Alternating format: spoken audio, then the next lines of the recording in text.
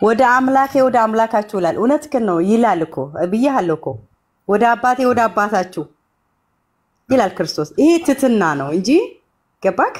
ለምን እንደዛ ለብትለይ ይል ነበር የሰው ልጅ ብዙ መከራ ይቀበላልና እኛ ወደ ፈተና እንዳንገባ ነው። ገባክ? ይሄን ካልተማርኩ መስጥሩ ካልተማርኩ አይገባክም። እውነት ለመናገር ግን ወደ ጥያቄ ልመልስህና አምላክ እንዳለ ይናገራል ራሱ ወደ ይናገራል። እሺ አምላክ የሚለው ማንን ነው? አምላክ የሚለው ማንን ነው? አብን። በጣም ጥሩ። ስለዚህ አምላክ ነው ማለት ነው አብ ለኢየሱስ ክርስቶስ። ክርስቶስ መሞት ነበረበት እስከመሞት ነው እንጂ በስልጣን በአገዛዝ አንድ ናቸው ከአብ ጋር። ስለመሞት አይደለም ጥያቄ። ክርስቶስ አምላክ አለው አይደል? ለማን ነው አምላኩ የሚለው ስለሽ አብ ነው። ስለዚህ አንቺ የምታመልከው አምላክ የሚለው ስጋ ለብሶ ስለመጣ ነው። ስጋ ለብሶ ስለመጣ አምላኬ እኔን ያየ አብን አየ ማለት ለምን እሱ ስጋ ለብሷል። ገባክ? ያ ነው። እሺ ይኸው አዳምጪኝ። አምላክ እንዳለው ራሱ ተናግሯል ኢየሱስ ክርስቶስ። ይሄን ያልኩት ስጋ ስላለኝ ነው እኔ አምላክ ነኝ አምላክ አለኝ ያልኩት ብሎ የተናገረበት ቦታ ላይ አስተምሯል ወይ? አስተምሯል ብያለሁኝ እኮ። አዎ እንደሱ አላለም። እኔና ዮሐንስ 15 ላይ አንብበው። እኔን ያየ አብን አየ፣ አብን ያየ እኔን አየ፣ እኔ ሕይወትም መንገድም ነኝ ይላል። እሱ በቃ ምን ይደረግ መሰለህ? እሱ ኦኬ አብና ከኢየሱስ ክርስቶስ ማን ይበልጣል? በስልጣን በአገዛዝ በመለኮት አንድ ናቸው። ማንም ከማንም አይበልጥ። ማንም አይበልጥም። አይበላለጡም። እርግጠኛ ነሽ? አይበላለጡም። እሺ እንደሚበላለጡ ላሳይሽ ነው። ምን ትላለሽ? አሳይኝ። ምንም ችግር የለብኝም። መጽሐፍ ቅዱስ አለ አህመድ ዮሐንስ 14:28 ካሜራ መክፈት አልችልም እሱ። እሺ ያና ቆይ ላሳይ። ዮሐንስ 14:28 ዮሐንስ 14 ስንት 28 ያ ታውጫለሽ አንቺ ይዘሻል መጽሐፍ ቅዱስ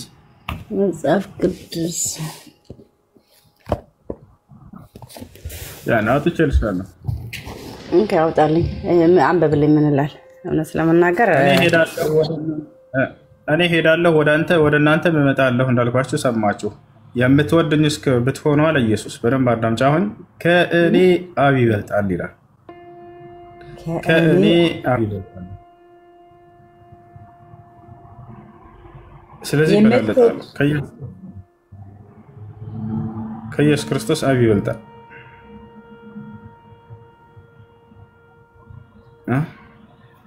በመሄድም ደስ ይበላል። እኩል አይደለም፣ ይበላለጣሉ። እኩል ናቸው እያሉ እየሸወራቸው ነው። ኢየሱስ ክርስቶስ የትኛውም ቦታ ላይ አምልኩኝ ብሎ አልተናገረም። አይሽ ግን ታመልክታላችሁ። እናመልካለን ብቻ ሳይሆን አምላካችን ነው። ይሄ ማለት ይውልክ እስከ ለኛ አሁን በምሳሌ ስለሆነ ነው እንጂ አብ ከወልድ ይበልጣል ወልድ ከአብ ይበልጣል ማለት አይደለም። በአመለኮት በአምልኮት አንድ ናቸው። በአስተሳሰብ በአገዛዝ አብ ወልድ መንፈስ ቅዱስ አንድ ናቸው። ግን ለኛ ስጋ ለለበስ ነው ገባክ? ምስጢር እስከምፈጸም ነው። እኛ ለማዳስ ስለመጣ ሲኦል ያሉትን ነፍሳትን ላውጣ ስለመጣ ገባክ? የሲኦል የነበሩት ነፍሳት መውጣት ነበረባቸው። እሺ ይኸውልሽ እንደሱ የሚለው ሁሉ የቤተክርስቲያን ትምህርት ነው እያልኩሽ ነው። የቤተክርስቲያን ትምህርት ሳይሆን የእግዚአብሔር የመጽሐፍ ቅዱስ ትምህርት ነው። ጌታ ግን ክርስቶስ እንዲህ አይነት እንትኖችን አላስቀምጠም። አብ ከእኔ ይበልጣል አለ። እኔ አምላክ አለኝ አለ። እኔ አምላክ አለኝ አለ። ከዛ ቤተክርስቲያን ምን ያደረገች? ይሄንን ስጋ ስለሆነ ነው ይሄን ያለው። ይሄን በዚህ ጋር ግን ያው አምላክ ነው። ይሄ ስጋ ስለሆነ በዚህ ጋር አምላክ ነው እያሉ ከፋፍለው ሰጥቷቸው ክርስቶስን እንድታመልኩ አድርገዋል። አንዱ አምላክ ጋር ግን ወደ ጥያቄ ልምጣና አዳምና ዮሐን የት ዛሬ ያሉት? የት ነው ያሉት? ከአዳም ከገነት ወጥቷል። በገነት ነው ያሉት። ከገነትማ እኮ ኃጢአት ሰርተው ተባረዋል እኮ ወደ ገነት ተመላሾች ናቸው። ማንኛውም ሙስሊም ነብዩ መሐመድ ሰለላሁ ዐለይሂ ወሰለም አርዋሁል ሙእሚኒነ ፊል ጀና አሉ። የሙስሊሞች ነፍስ በገነት ነች አሉ። ግን መሰረቱ እኮ አንደኛ አዳም ታምናለህ፣ ግን ኃጢአት ሰርቶ ከገነት እንደወጣ አንተ ጥያቄ ተመለሰልሽ። ወዴት የት ናቸው አልሽ? በእስልምና በገነት ናቸው አልኩሽ። ማስረጃ ነገርኩሽ አይደል? ከገነት እኮ ተባረዋል እያልኩ ነው። እንዴት ተመለሱ? ተመለሱ ወደ ገነት ማንኛውም ሙስሊም እኮ እንዴት ተመለሱ? በምን ምክንያት? እግዚአብሔር ቃል አላህ እኮ ቃል አይታጠፍም ይላል። የእግዚአብሔር ቃል ምንድነው? ምድር ሰማይ ያልፋል እንጂ የእግዚአብሔር ቃል አይታጠፍም። ቃሉ አያልፍም። የእግዚአብሔር ቃል አያልፍም። ንስሐ አደረጉና ከኃጢአታቸው አላህ ንስሐቸውን ተቀበላቸው። አዳምና ሔዋንን ማለት ነው። ወሻል በዚህ ነው ፈተለቃ አደሙ ሚን ረቢሂ ከሊማቲን ፈታበ ዐለይሂ ይላል። አላህ ሱብሓነሁ ወተዓላ ከአዳምና ከሔዋን የንስሐ ቃል ተቀበላቸው፣ ምህረት አደረገላቸው፣ ወደ ገነት ተመላሾች ሆኑ ማለት ነው። ለዚህ ነው በምን አይነት ንስሐ ገቡ? በጣም ጥሩ ሱረቱል አዕራፍ ላይ ይገኛል ያ የንስሐ ቃል። ቃለ ረበና ዘለምና አንፉሰና ወኢን ለም ተግፊር ለና ወተርሐምና ለነኩነነ ሚነል ኻሲሪን ይላል። ጌታችን አላህ ሆይ ነፍሳችንን በድለናል በኃጢአት ይቅር በለን ዘንልን፣ ይቅር የማታዝንልን ከሆነ ግን ከከሰሩት ሰዎች እንሆናለን ብለው ለመኑት። አምላክም መሐሪ አዛኝ ሆነ ነውና በቃ ይሄን ካላችሁ ብሎ አምላክ ንስሐቸውን ተቀበላቸው። እሺ ፈታበ ዐለይሂ ንስሐቸውን ተቀበልኳቸው አለ። ከዚያ አላህ ሱብሓነሁ ወተዓላ ምህረት አደረገላቸው፣ ወደ ገነት አስገባቸው። ኦኬ በእኛ ደግሞ እኔ በስከማውቀው ድረስ እግዚአብሔር ቃል ስለማይታጠፍ የክርስቶስ አመጣጥ ለዛ ነበረ። አዳም ሲኦል ማለት ከገነት ስለተባረረ ያ ቃል የእግዚአብሔር ቃል ስለማይታጠፍ ገባክ? ኢየሱስ ክርስቶስ መወለድ ያ ነበር ምስጢሩ በእኛ ማለት ነው። ክርስቶስ ይህን ተናግሯል። እኔ የመጣሁት አዳም ለሰራው ኃጢአት ላስተሰርይለት ላስምርለት ነው ብሎ በትክክል ሰይጣን አስፈርሞ ስለነበረ አዳምን አስፈርሞት ነበረ። ታውቃለህ ከገነት ሲወጣ ክርስቶስ አዳምን ሰይጣን አስፈርሞት ነበረ ለሱ እንደሚገዛ።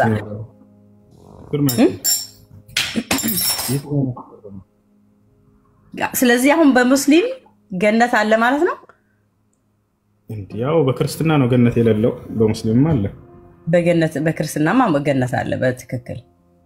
ክርስቲያኖች ገነት ይገባሉ የሚል መጽሐፍ ቅዱስ ላይ ወፍ የለም። ከወርዘት ድረስ ከራይ ድረስ ገነት የሚባል የለም። ኧረ በትክክል አሳያለሁ። እንዴ ምን ሆነክ ነው? ክርስቲያን ገነት ይገባሉ የሚል ቃል አሳየኝ፣ ችግር የለውም። ሙስሊሞች ገነት ይገባሉ የሚል ቃል አሁን መኪና ውስጥ ቁጭ ብዬ ስለማውራት ነው እንጂ የምር ቤት ገብቼ መጽሐፍ ቅዱስ እንትን ብዬ በእርግጠኝነት እነግርሃለሁ። እኛ ስሞታው ወደ ገነት ነው የምንገባው።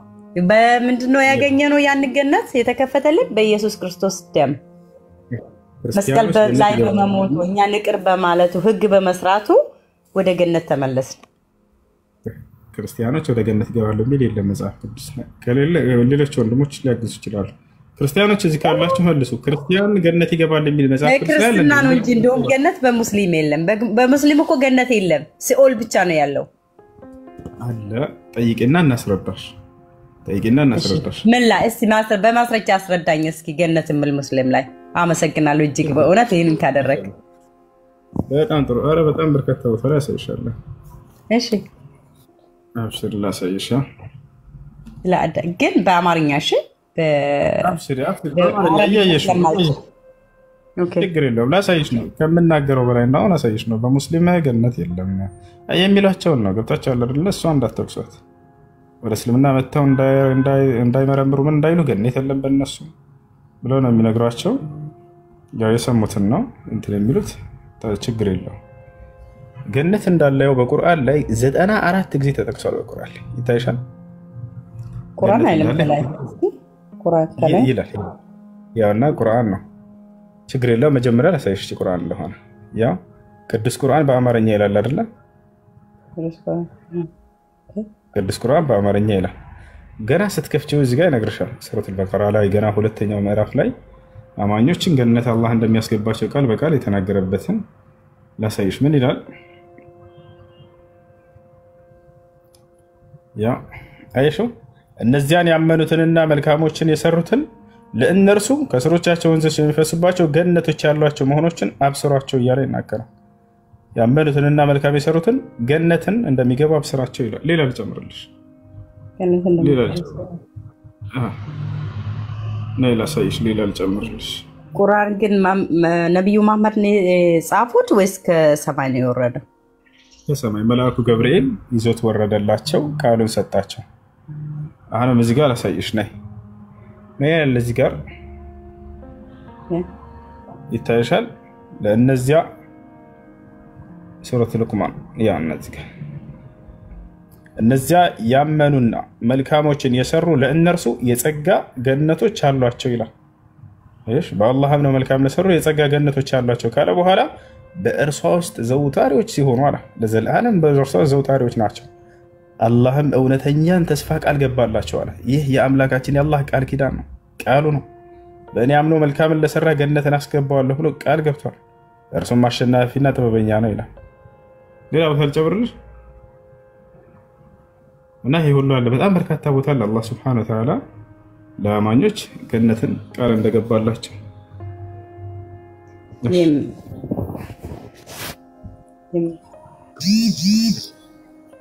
ሰላም ሁሱ እንዴ ጨረሽ? ግን ኢየሱስ ክርስቶስ ለእናንተ ምንድን ነው? ኢየሱስ ክርስቶስ ለኛ የተከበረ መልእክተኛና ነብይ ነው። አምላክ ለእስራኤል ሰዎች ምንድነው መልእክት የወረደላችሁ መልእክት ምንድነው?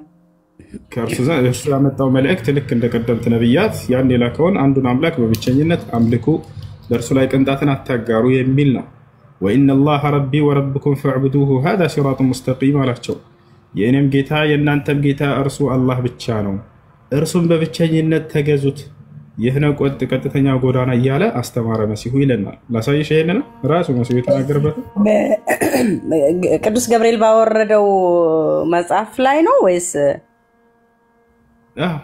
ቅዱስ ገብርኤል ራሱ ለነብዩ ቅዱስ ገብርኤል ራሱ እንዳወረደው አሳይሻለሁ። ቁርአንን በዚህ ቃል ላይ ቀደምት ነብያት ምን አስተምረው እንደነበር ቅዱስ ገብርኤል ከአምላክ ዘንድ ገልጦላቸው ይዞላቸው መጥቷል። ቅዱስ ገብርኤል መልአክ ነው ለእናንተ ማለት ነው? የተከበረ መልአክ ነው። ለአምላክ በጣም ያከበረው የመረጠው መልአኩ ነው። ወደ ነብያት ሲልከው የነበረው መልአኩ ነው።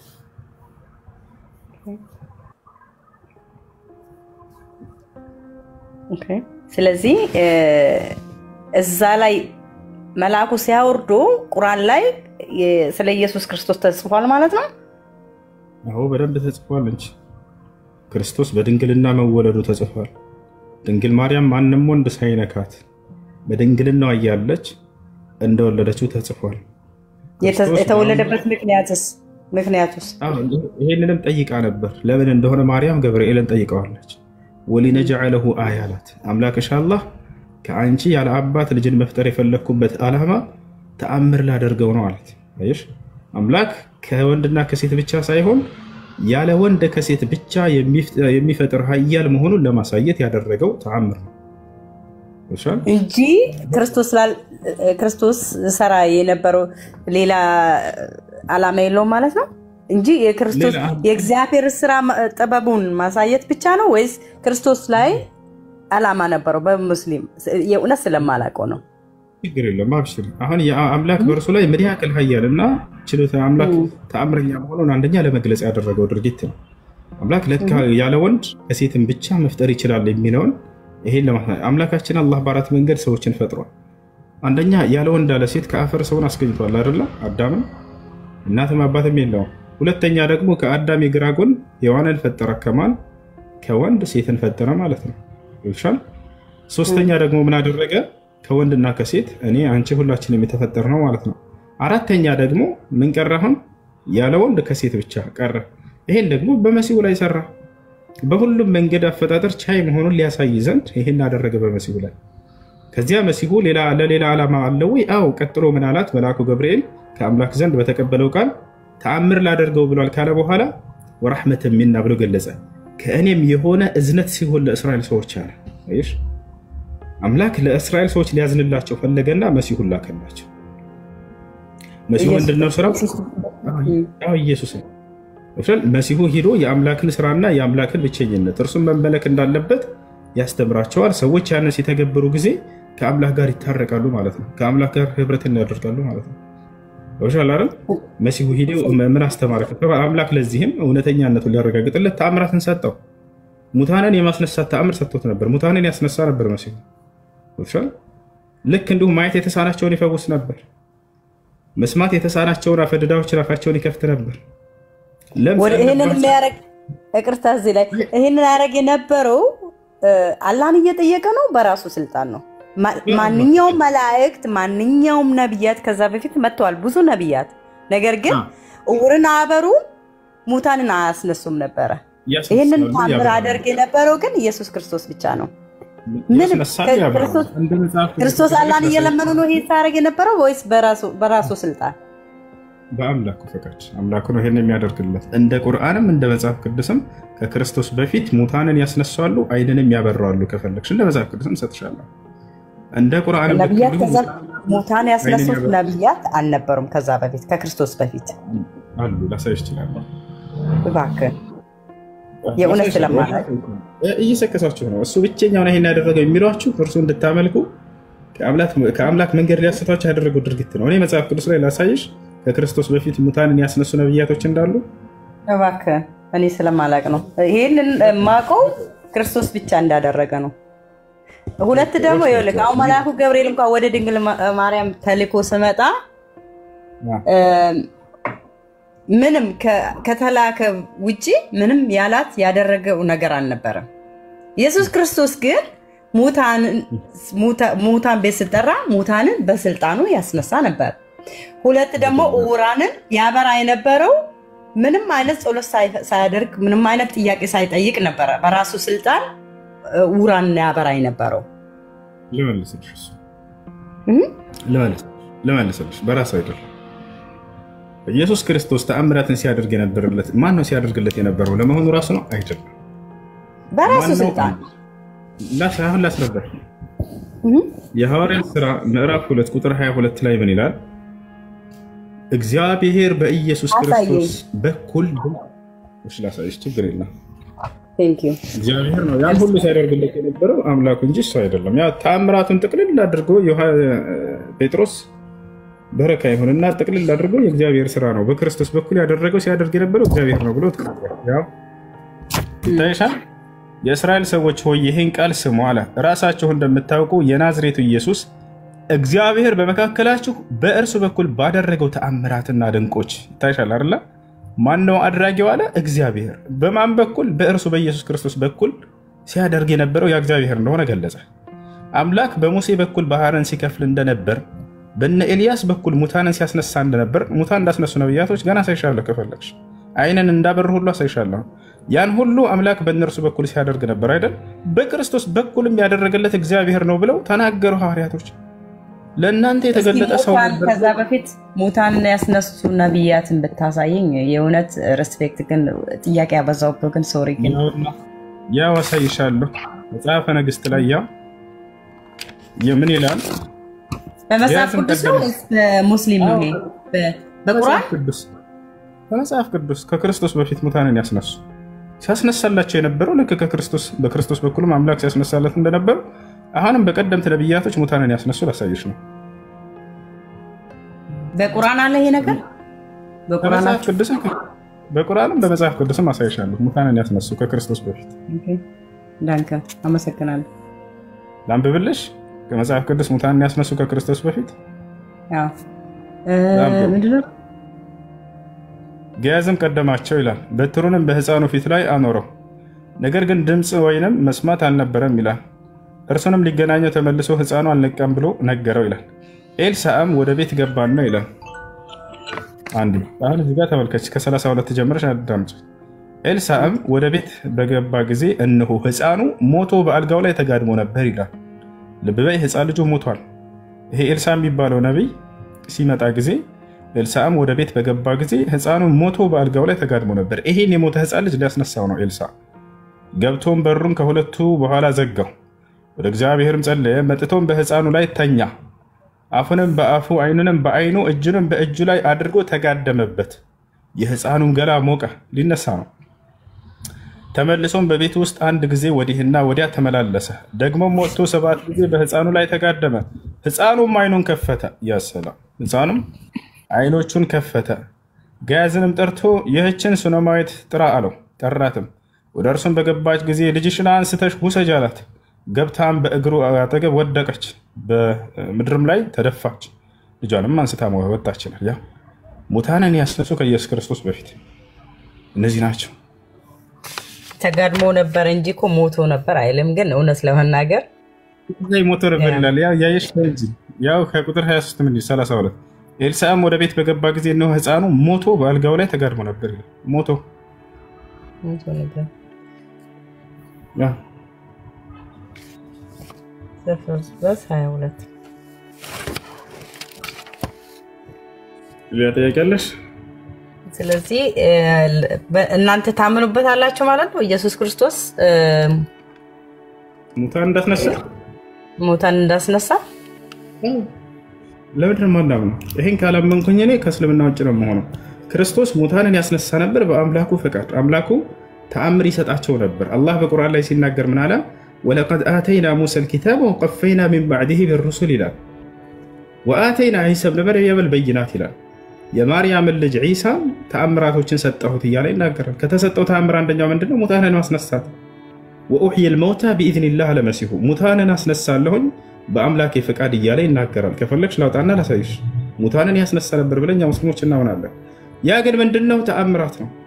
ከተአምሩ በስተጀርባ ትልቁ ዓላማው ምንድነው? ትምህርቱ ምንድነው? መሲሁ የሚፈልገው ከኛ የሚለው ላይ ትኩረት አድርጉ ባካችሁ ክርስቲያኖች። ተአምሩን አስጨብጭቦ ለመሄድ አይደለም መሲሁ። ከተአምሩ በስተጀርባ ትምህርት አለው። ያን ትምህርት እንድትታዘዙ ነው ያን ሁሉ ሲያደርግ የነበረው። እናንተ ግን የቱ ላይ ቆማችሁ? በቃ ተአምሩ ላይ ቆማችሁና የራሳችሁን ግንዛቤ ወሰዳችሁ። አሃ ይሄን ያደረገው አምላክ ስለሆነ ነው በሚለው ተሸወዳችሁ። ነገር ግን ክርስቶስ ምንድነው ያለው? ብትወዱኝስ ትእዛዜን ጠብቁ ነው አይደል ያለው? ምን እንዳዘዘ አላህ እዚህ በቁርአን ላይ ሲገልጽልን መሲሁ ተአምሩን ከሰራ በኋላ ፈተቁላህ ወአጢዑን አላቸው ህዝቦችን። አደራ አላህን ፈርታችሁ አሁን የማዛችሁን ትእዛዝ ታዘዙ አላቸው። ታዲያ ትእዛዙ ምን ነበር? መሲሁ ከሰዎች ምን ነበር የፈለገው? ኢነላህ ረቢ ወረብኩም ፈዕቡዱሁ ሃዛ ሲራጡ ሙስተቂም አላቸው። የማዛችሁም መሄደው ታዘዙኝ ካለ በኋላ ምን አዘዛቸው? የእኔም ጌታ የእናንተም ጌታ እርሱ አንድና ብቸኛ የሆነው አላህ ነው። እርሱን በብቸኝነት ተገዙት፣ ይህ ነው ቀጥተኛው መንገድ አላቸው ይላል። ነው ይሄን ላሳያችሁ። ሙታንን ካስነሳ ምን ካለ በኋላ ምን እንዳዘዛቸው እንመልከት። ስለዚህ ማቴዎስ አንድ ጊዜ ሙታንን ካስነሳ ምን ካለ ምናምን በኋላ ምን እንዳዘዛቸው ከነርሱ ከሰዎች ምን ፈልጎ እንደነበር ያን ሁሉ ሲያሳይ እንደነበረ የተናገረው ላሳያችሁ። ቁርአን ሙታን እንዳስነሳ ነው ሲሆን ያምናል ገልጿል። وأحيي الموتى سورة آل عمران الرزق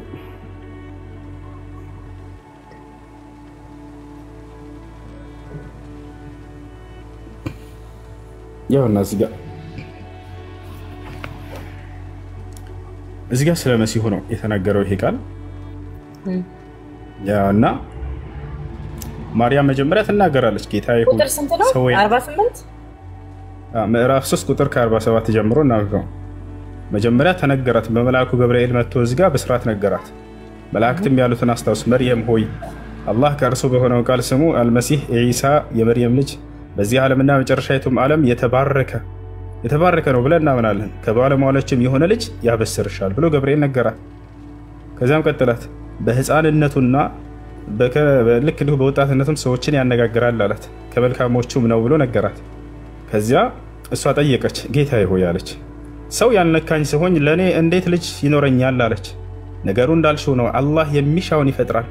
አንዳችን ነገር በሻ ጊዜ ለእርሱ ሁን ይለዋል፣ ወዲያውም ይሆናል አላት። ሁን በሚለው ቃሉ እንደሚያስገኘው እንደሚፈጥረው ነገራት። ማንም ወንድ ሳይገናኝሽ በቃ ሰው ሁን ብሎ ያዛል፣ እርሱ ወዲያም ሰው ይሆናል። ከዚያ ለልጁ ስለሚሰጠው ጸጋ ቀጥሎ ነገራት። ያው ጽሕፈትንና ጥበብንም ተውራትንም ኢንጂልንም ያስተምረዋል ልጅሽን አምላክ ብሎ ነገራት። ከዚያ ምን አላት? ወደ እስራኤል ልጆችም መልእክተኛ አድርገው ይልከው። ወደ እስራኤል ልጆችም መልእክተኛ አድርገዋል ይላል። ምን ይላል መሲሁ? ይላልም እኔ ከጌታዬ ዘንድ ተአምር ወደ እናንተ አመጣሁላችሁ እያለ ይናገራል። እዚህ ጋር ሙታንን እንዳስነሳ ያውና ተመልከች፣ በአላህ ፍቃድ እያለ ይናገራል። ወኡሕይ ልመውታ ቢኢዝኒላህ ሙታንንም አስነሳለሁ ይላል። ይታይሻል። ሙታንንም በአላህ ፍቃድ ግን አይልም ይላል። ያን በእርሱም ተነፍስበታለሁ፣ በአላህም ፍቃድ ወፍ ይሆናል።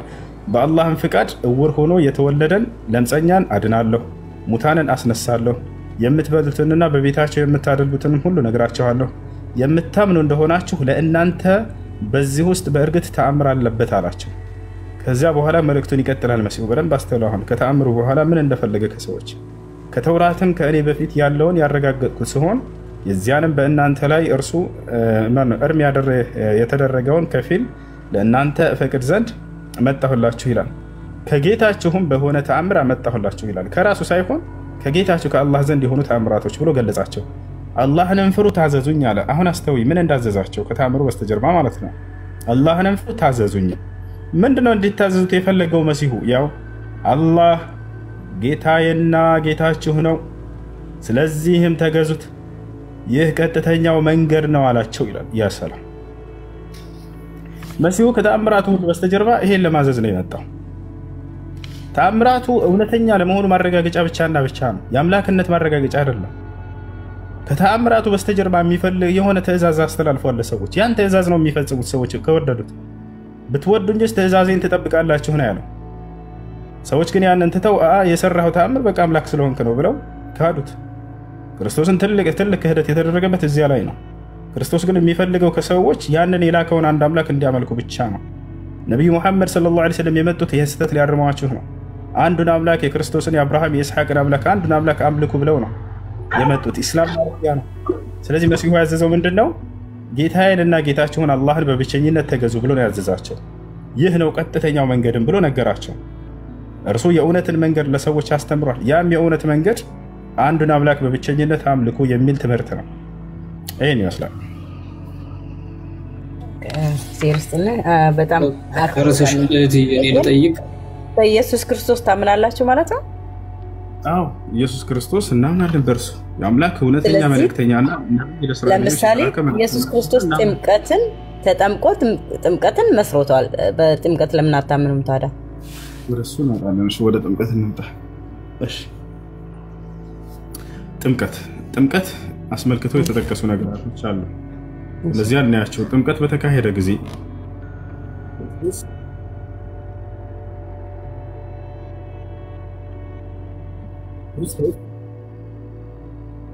ይሰማሻል? ክርስቶስ ጥምቀት እየተካሄደ ባለበት ጊዜ በመጀመሪያ እሱን አስመልክቶ ሁለት ጥቅሶች አሉ መጽሐፍ ቅዱስ ላይ።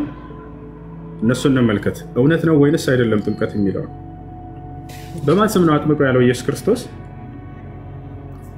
ፈለገች እኔ ብትነግረኝ። በአብ በወልድ መንፈስ ቅዱስ ስም አጥምቆ ነው ያለው አይደለም? በጣም ጥሩ። ክርስቶስ ካረገ በኋላ ሐዋርያቶች በማን ስም ነው ተጠመቁ እያሉ ሲያዙ የነበረው? በአብ በወልድ መንፈስ ቅዱስ ስም ነው አይደለም?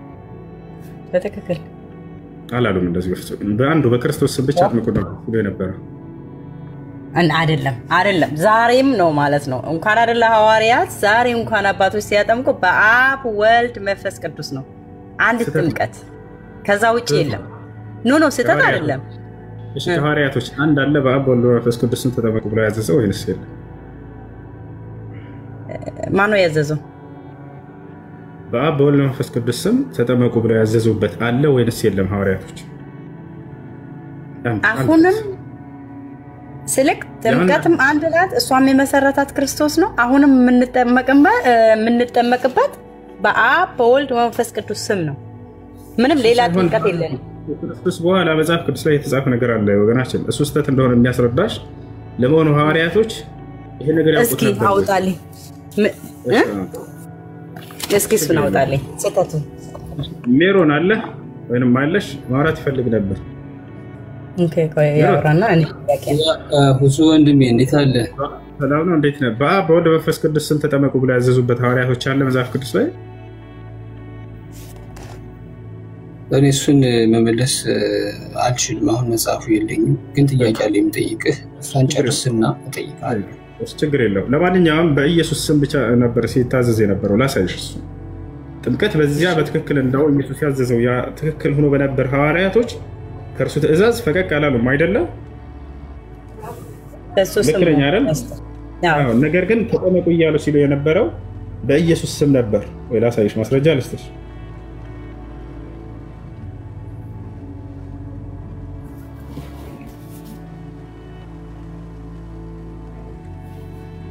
እሺ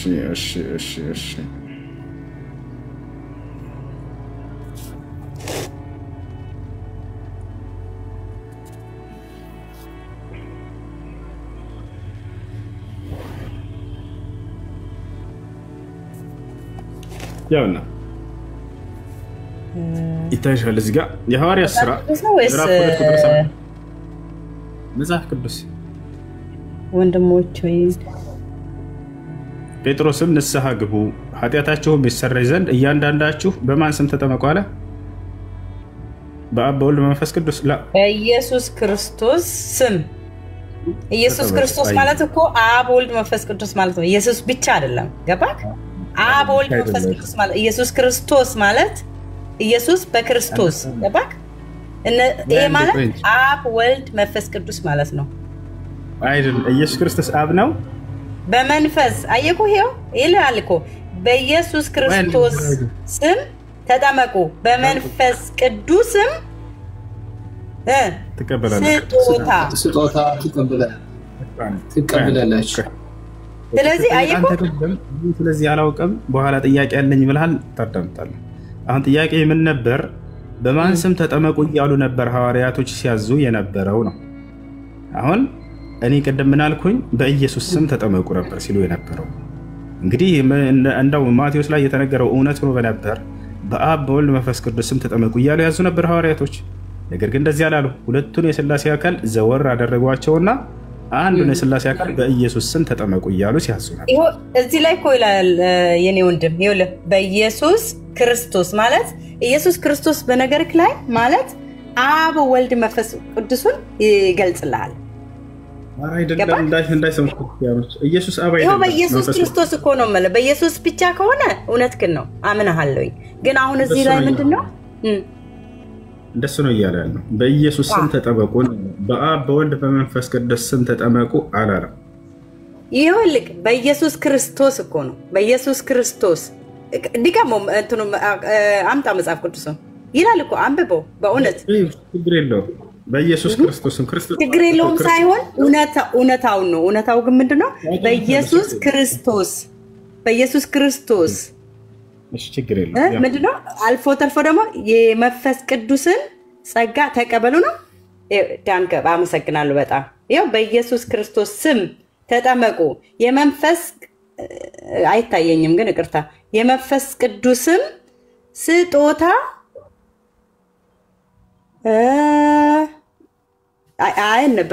አይታየኝም እውነት ተከለው እንትኑ ማለት ትቀበላላችሁ። ይሄ ማለት እመነኝ አብ ወልድ መንፈስ ቅዱስ ማለት ነው። በኢየሱስ ክርስቶስ አሁን በኢየሱስ ነው ኖሮ ይሄው በኢየሱስ ክርስቶስ እኮ ነው አየኩላ በኢየሱስ ክርስቶስ ክርስቶስ ከተባለ ክርስቶስ ብቻውን አይደለም። ኢየሱስ ክርስቶስ አራይደ ወገናችን ክርስቶስ የተባለው ኢየሱስ ነው። አብ ክርስቶስ ነው አይደለም? እሺ ችግር የለውም። ኢየሱስ ብቻውን ኢየሱስ ወልድ የተወለደው ኢየሱስ ነው ስሙ። በኢየሱስ ክርስቶስ ከሆነ ግን ምንድነው ሶስትነታቸውን ማለት ነው። የሥላሴ ሶስትነት ነው ይሄ የሚገልጸው። ይሄ እውነታውን ነው የምነግርህ። ክርስቶስ ማለት ምን ነው? ክርስቶስ ማለት ችግር የለውም። ክርስቶስ እሺ አብ ክርስቶስ ነው ብለሽ ታምኛለሽ? አብና መንፈስ ቅዱስ ክርስቶስ ናቸው። አብ ወልድ መንፈስ ቅዱስ ማለት ሶስቱ ሥላሴ ማለት ነው። በአካል ሶስት በመንፈስ በመለኮት አንድ ናቸው። በአገዛዝ አንድ ናቸው ስለልሽ ነው። ቆይ ክርስቶስ የሚለው ሶስቱንም ያጠቃልላል እያልሽ ነው። አብ ክርስቶስ ነው ወይ? አብ ወልድ መንፈስ ቅዱስ ኢየሱስ ክርስቶስ ማለት ነው። ሶስቱ ሥላሴ ሎቱ አይነጠሉም። ሎቱ ስብሐት አይነጠሉም። አብ ወልድ መንፈስ ቅዱስ ማለት ነው። በመለኮት በአገዛዝ በስልጣን አንድ ናቸው። ጨርሻለሁ። በአካል ግን አብ ወልድ ስለተወለደ ከማን ተወለደ? ከመንፈስ ቅዱስ ሎቱ ስብሐት። ስለዚህ አብ ወልድ መንፈስ ቅዱስ አይነጠሉም። በሶስት ነው የሚገለጹት። ለምን ብትለኝ በአካል ሶስት ቢሆኑ በአገዛዝ ተጠመቁ አለ። በኢየሱስ ክርስቶስ አለክ እኮ በኢየሱስ ክርስቶስ ማለት አብ ወልድ መንፈስ ቅዱስ ማለት ነው በእኛ። እሺ በጣም ጥሩ። እሺ ቆይ ሜሮን ትክክል ነች። ኢየሱስ ክርስቶስ ማለት አብ ወልድ መንፈስ ቅዱስ ማለት ነው አለች። ትክክል ነች ሜሮን? የተናሰው ኢየሱስ ክርስቶስ ማለት አብ ወልድ መንፈስ ቅዱስ ማለት ነው አለች። እንደዛ አይደለም፣ እንደዛ አይደለም። እንደኛ አስተምሮት ትክክል ነች እሱ። በጣም ጥሩ። ትክክል ከሆነች አብ ክርስቶስ ነው አይደለም? ሰዓት ስለቆየሁ ጥያቄውን ብጠይቅ ደስ ይለኛል። ትክክል ነች ብለሃል አይደል? ትክክል ነች ስላልክ ቀጥልሽ። አብ ክርስቶስ ነው አይደለም? ያው ክርስቲያኖች አይደለችም እያሉ ነው። እሺ አንተ ቀጥልሽ። አብ ክርስቶስ ነው ናቸው እየተባልኩ ነው። የሆኑበትን ልንገርህ። እኔ ለምን አልገልጽልም? የሆኑበትን ልንገርህ። ይኸውልህ መመለስ ጀምሯል አይደለ? እያወራህ ከሆነ ተቆርጭ። እሺ ሜሮን የተናሰው አብ ክርስቶስ ነው አይደለም? ለሁሱ እኔ ጥያቄ ልጠይቅ ነው የገባሁት። ኦልሬዲ ልጇ እየመለሰች ልክ ነው። ልክ ነች ያልክ አይደለ? እሺ አብ ክርስቶስ ነው። አብ ክርስቶስ ነው። ክርስቶስ ማለት ምን ማለት ነው? ክርስቶስ ማለት አብ ወልድ መንፈስ ቅዱስ። ክርስቶስ ማለት ምን ማለት ነው? ትርጉሙ ነው ያልኩህ። ክርስቶስ ማለት በአብ ያለ በኢየሱስ ያለ አብ ወልድ መንፈስ ቅዱስ ማለት ነው። ክርስቶስ ማለት በአብ በክርስቶስ በኢየሱስ ያለ ማለት ነው። ገባክ? በመለኮት በአገዛዝ የማይነጣጠሉ ናቸው። በስልጣን አንድ ናቸው። አብርሃም ስላሴ ለወቱ ስብሐት በስልጣን በአገዛዝ በመለኮት አይነጣጠሉም። አንተ ያዳምጪ። ክርስቶስ ማለት ምን ማለት ነው? ሜሮን ጀምረሃል መልሰሃል አይደለ? ክርስቶስ ማለት ምን ማለት ነው? እሱ የመለሰችልኝ እኮ ነው። እኔ አሁን ጥያቄ አለኝ። እኔ ረጅም ሰዓት ቆየሁትና ልጠይቅህ ነው። ሰማል አይደለ? በቃ ልመልስላችኋለሁ። ክርስቶስ ማለት የተቀባ ማለት ነው። ረጅም ሰዓት ስለቆየሁ ልጠይቅህ እፈልጋለሁ ወንድሜ። እሱ የምታብራራልኝ እሱ ይጠይቃል። ክርስቶስ ማለት ይኸውልሽ ፈለቀ ምትሽ ናቸው አንድ ጊዜ ሰው አድርጎኝ ነው እንጂ ሞት። እሺ እሺ እሺ ይኸውልሽ ክርስቶስ ማለት የተቀባ ማለት ነው። እሺ ትርጉሙ ምንድነው ብዬ እየጠየቅኩሽ አልመለስሽውም። እሱ የተቀባ ማለት ነው። አሁን ጥያቄው ስለዚህ አብ አምላኩ ነው የቀባው። ስለዚህ አብ የተቀባ ነው ወይስ አይደለም ነው አሁን ጥያቄ። አብ ቀብቶ ተቀቢ አምላክ የነበረ አዳምን ከገነት የሰደደ አብ ማለት እኮ አዳም አይደለም ጥያቄው። ወረበ ፈጣሪ ሌላ እንትን አታንሺው። ቀቢ ነው ተቀቢ ነው አብ ባጭሩ። ቀቢ ነው ተቀቢም እኔ የእውነቴን ነው የምልህ። እግዚአብሔር አይቀባም። እግዚአብሔር እንዴት ይቀባል? አላህ ይቀባል? አላህ የተቀባ ነው አይደለም? ባይሆን ልንገርሽ። ስለዚህ አሁን ክርስቶስ የሚለው አብንም ወልድንም መንፈስ ቅዱስንም ያጠቃልላል አላችሁ። ስህተት ነው። ክርስቶስ ማለት ትርጉሙን ማወቅ ይገባል። የተቀባ ማለት ነው አይደለ? ቀቢው ማን ነው ከተባለ የተቀባው ማን ነው? ክርስቶስ ነው። እሺ ይሄ መጽሐፍ ቅዱስ እስኪ በመጽሐፍ ቅዱስ ማስረጃ መቀባቱን ንገረኝ፣ አሳየኝ። ችግር የለም በአፍስ እኔ ግን እጅግ በጣም በእውነት በዚህ አጋጣሚ ሬስፔክት አለኝ። በጣም ሬስፔክት አደርጋለሁ የምር በጣም ትዕግስትህን አደንቃለሁ። ሳላደንቅህ ባልፍ እውነት ግፍ ነው። እሺ ያውና እግዚአብሔር ቀቢ ነው፣ ኢየሱስ ክርስቶስ ተቀቢ ነው። ስለዚህ ክርስቶስ የሚለው ኢየሱስ ምኑ ከነ ማስረጃው መጽሐፍ ቅዱስ ላይ አይደለም። መጽሐፍ ቅዱስ ላይ የሐዋርያት ሥራ ምዕራፍ የሐዋርያት ሥራ ምዕራፍ 10 ቁጥር 38 ምን ይላል? እግዚአብሔር የናዝሬቱን ኢየሱስን በመንፈስ ቅዱስ በኃይልም ቀባው ይላል። አየሽ፣ ቀቢው ማን ነው? እግዚአብሔር። ተቀቢው ማን ነው? ኢየሱስ ክርስቶስ። ያ ወደ ላይ እስኪ መልካም እያደረገ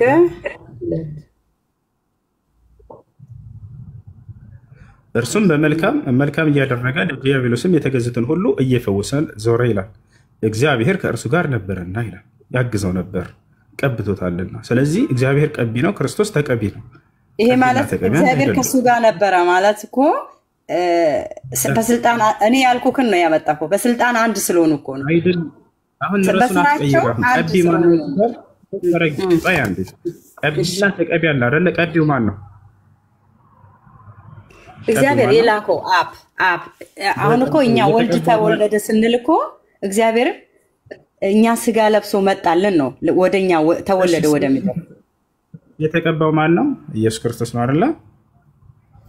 እሱን ለማወቅ ነው። አሁን እዚህ ጋር ከእርሱ ጋር ነው ሲል ምን ማለት ነው?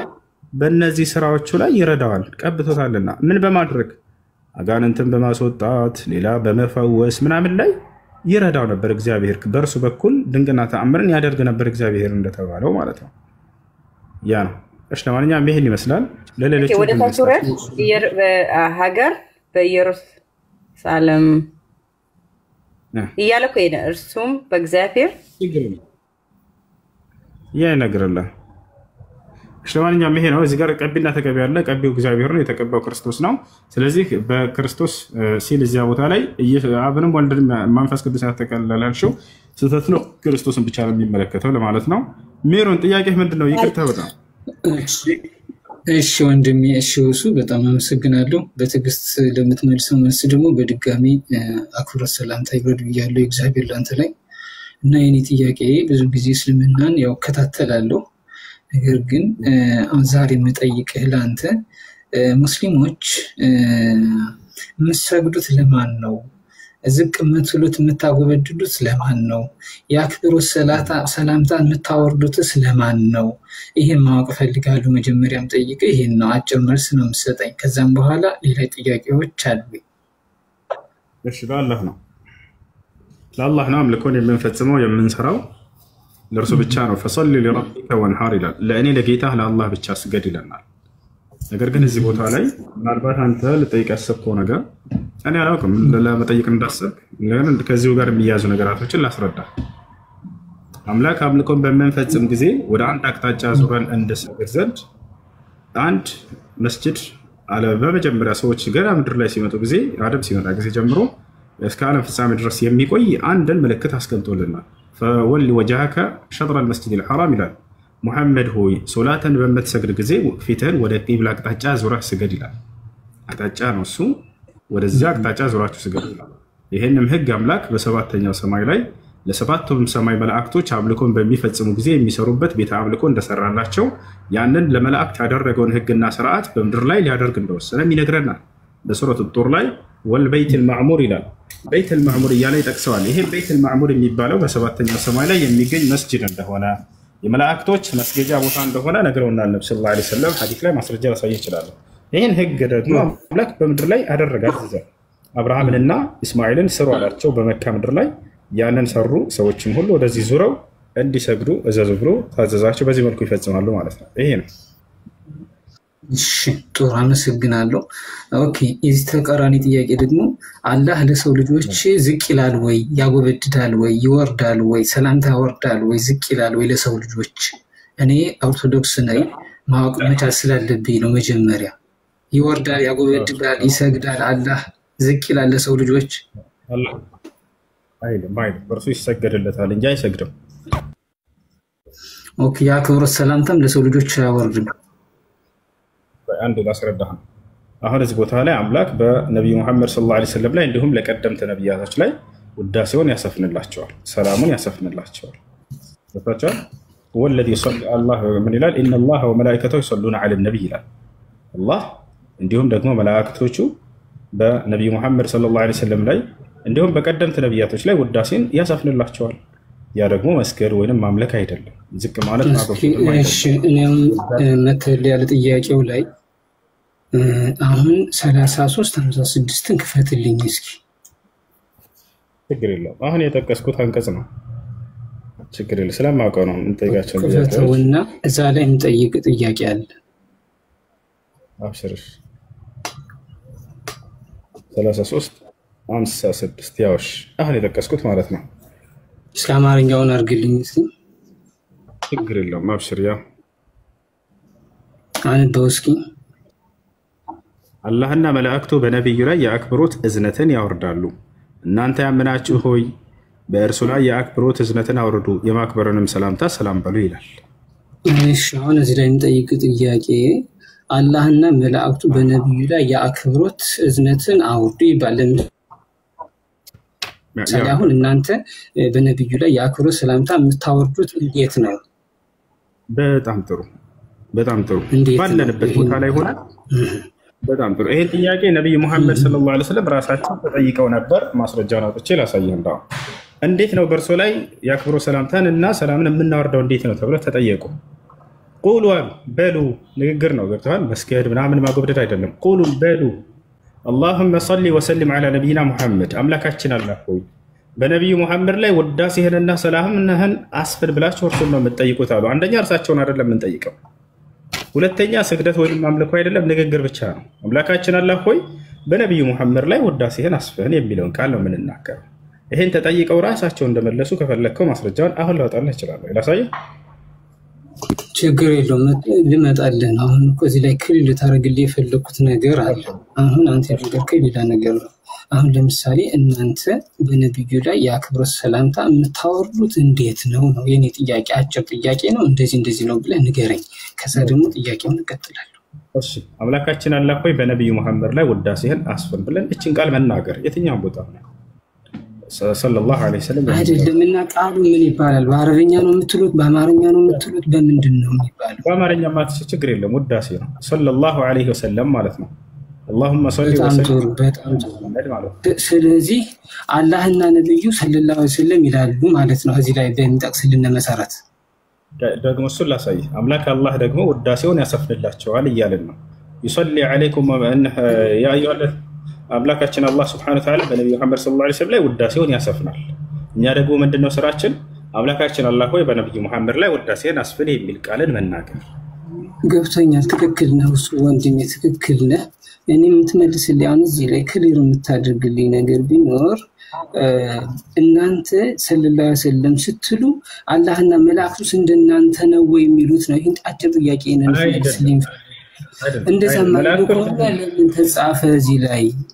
እንደዛ ማለት ከሆነ ሰላም ያስረዳህ ነው።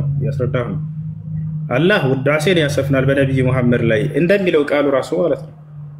የተጻፈውን እኮ ነው እያነበብኩልህ ያለሁት እያስረዳ ያለሁትንም እሱ ነው። ምንም ሳልጨምር ካልቀነስ አላህ በነብዩ መሐመድ ላይ ውዳሴን ያሰፍናል። ታላረ እሱ ውዳሴን የማስፈን ስራ ነው። ይሄን ታምበታለህ ማለት ነው። ይሄን የቁርአን ቨርስ እናምንበታለን እንጂ። ስለዚህ እንደዛ ከሆነ አላህ ይናገራል ማለት ነው። አዎ አላህ ይናገራል። ስለዚህ የሚናገረው በአረብኛ ነው ማለት ነው። አላህ ሁሉንም ቋንቋዎች የሚያውቅ የሆነ አምላክ ነው። ሁሉንም ነብያት በየቋንቋቸው ያናገራቸዋል፣ በየሁሉም ይናገራል። ቋንቋዎችን ሁሉ የፈጠረው እሱ እንደሆነ ማስረጃ ሰጣለ። እሺ ችግር የለውም።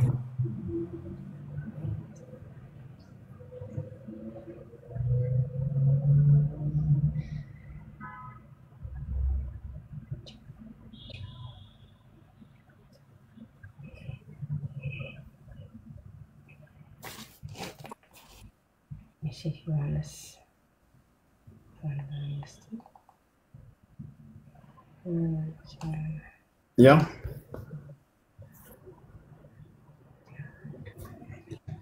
ምን ይላል? ሰማያትንና ምድርንም መፍጠሩ ይላል። ስለ አላህ ተአምራቶች እየገለጸልን ነው ቁርአን።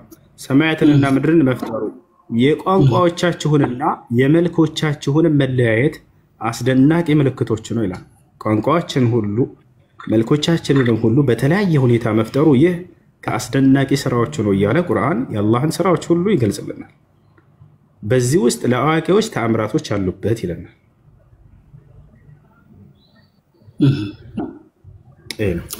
እሺ አመሰግናለሁ ወንድሜ። እውነት ለመናገር ግልጽ አድርገልኛል። አሁን ቁጥሩን ንገረኝ እስኪ ልጻፈውና ሸክል አድርገው ቁጥሩን አሁን ያለበት 3022 እሺ የመጨረሻ ጥያቄ አለችኝ። ያው ጊዜ እንዳልይዝ ለሌሎች ብዬ ነው።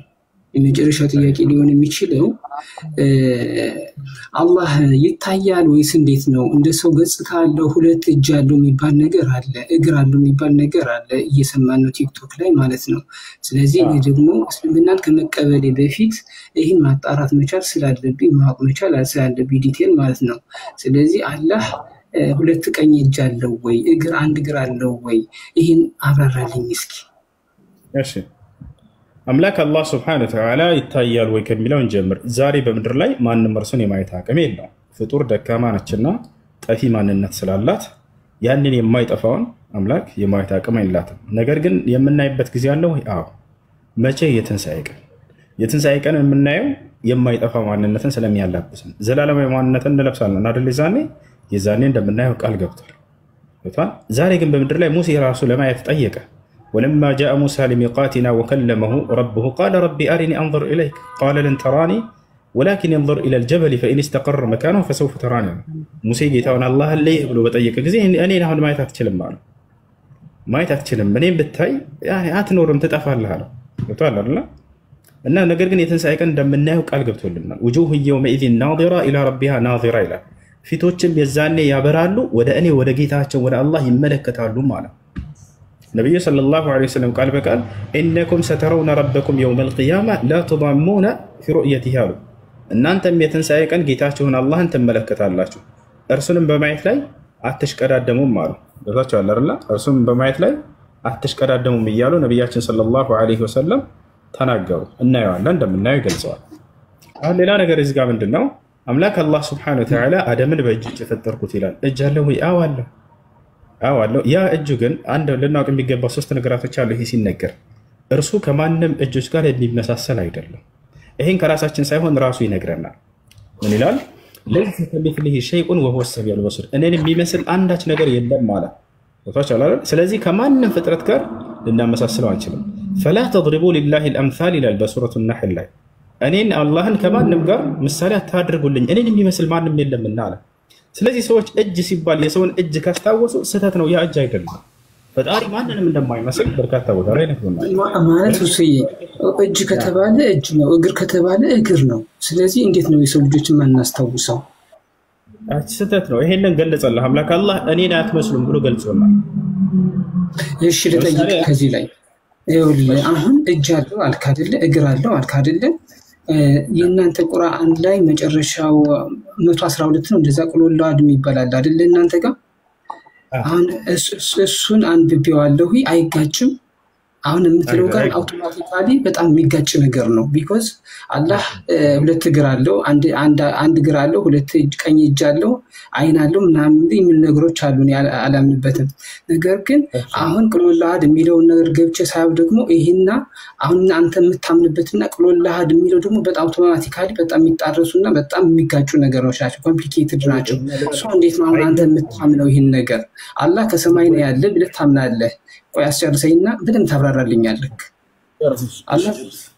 አላህ በሰማይ ነው ያለ፣ አላህ እንደሚታይና እግር እንዳለው አምሳያ እንዳለው ተናግረሃል።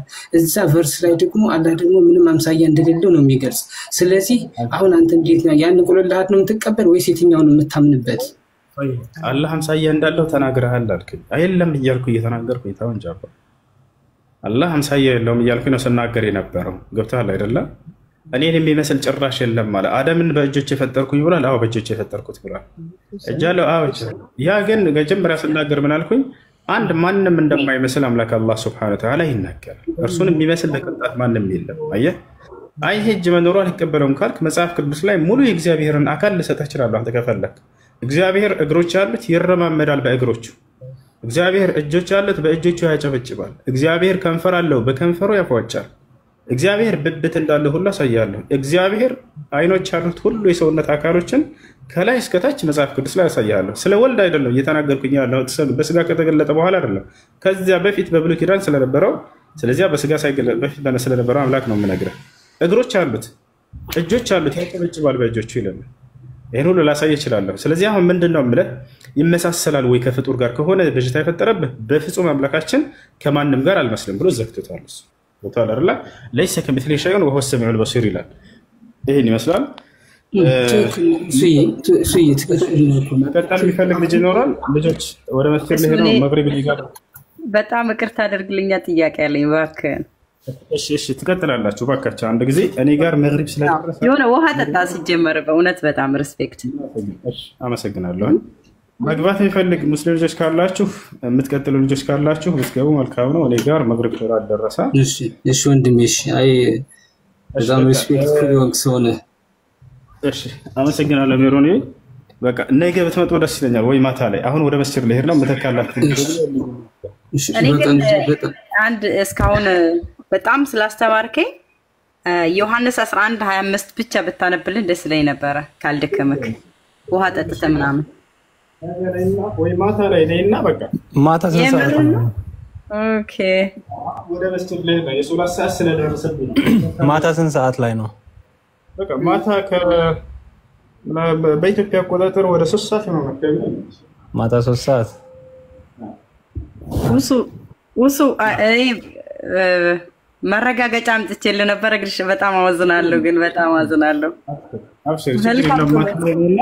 ሁሉንም እናያቸዋለን። እሺ አሁን ወደ መስጂድ ልሄድ ስለሆነ ኦኬ መልካም ጸሎት። ቴንክ ዩ